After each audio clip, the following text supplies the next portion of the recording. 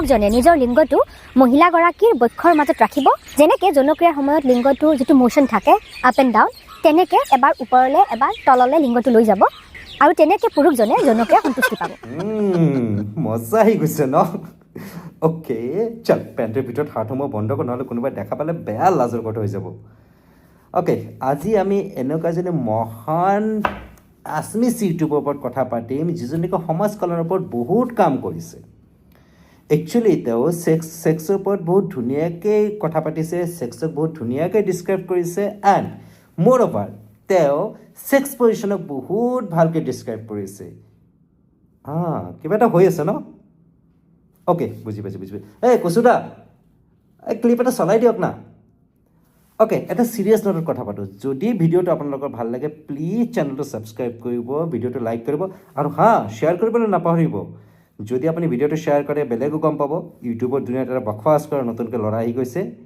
চ' বকৱাছ বন্ধ, বকচুদি শুৰু, লেটছ গ' and watch the clip. 50ৰ ঊৰ্ধৰ মহিলা আৰু পুৰুষ 50 বছৰ বয়সৰ পিছত কি হয়? চা 50 বছৰীয়া মহিলা আৰু পুৰুষ, তোৰতো 50 বছৰ হোৱা নাই, বাট আজি নহয় কালি 50 বছৰ হৈয়ে যাব। চ' চাই লওঁ আগলৈ কি কয়। আৰে ভাই, তাইতো বেয়া জ্ঞানৰ কথা কৈছে, পাহৰি গ'লোঁ ক'বলৈ। ইমান ধুনীয়া জ্ঞান দি আছে। এই আগবাঢ়ি যাওঁচোন, চাওঁ কি কৈ আছে ভালকৈ চাই লওঁ অকণমান ন, তেতিয়াহে গম পাম। লিংগৰ কি পৰিৱৰ্তন ঘটে? লিংগৰ আকাৰ সৰু হোৱা যেন লাগে, লিংগটো দাং নাখায় ভালকে। কি কৈছে গম পাইছনে? এইটো বাৰীডাল যৌৱন কালত এজন পুৰুষে যেনেধৰণৰ যৌনক্ৰিয়া কৰিব, ঠিক তেনেকুৱা 50 বছৰ বয়সৰ পিছত তেখেতে কৰিব নোৱাৰে। My God. But she has a very good experience of 50 years old guy. Really? कौन है ये लोग? कहाँ से आते हैं? 50 বছৰ মানুহৰ লগত তাৰ বহুত ভাল এক্সপিৰিয়েঞ্চ আছে। ভালকৈ দাং নাখায়, ভালকৈ কৰিব নাজানে, কৰিব মন গ'লেও কৰিব নোৱাৰে। আৰে ভাই চাহ, 50 বছৰত আমি এনেকুৱা হৈ যাম নেকি? আমি ছেক্সো কৰিব নোৱাৰিম দেখোন বে।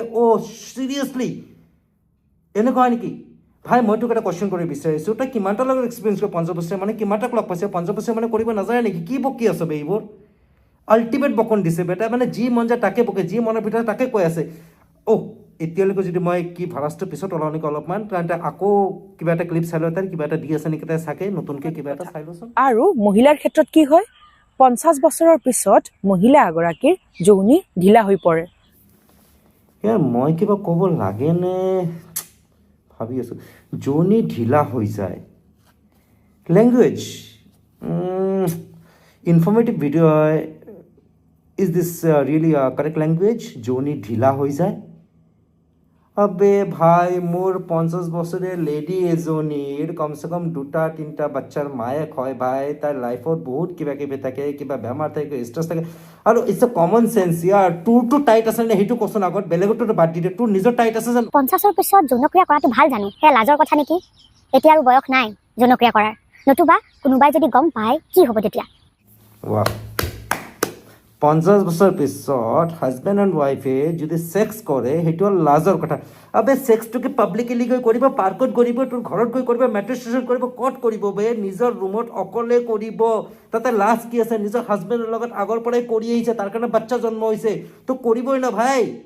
তাতে লাজ ক'ৰ পৰা আছে ভাই? তাতে যদি ছেক্স কৰে 50 বছৰত, কিহৰ লাজ আছে তাতে?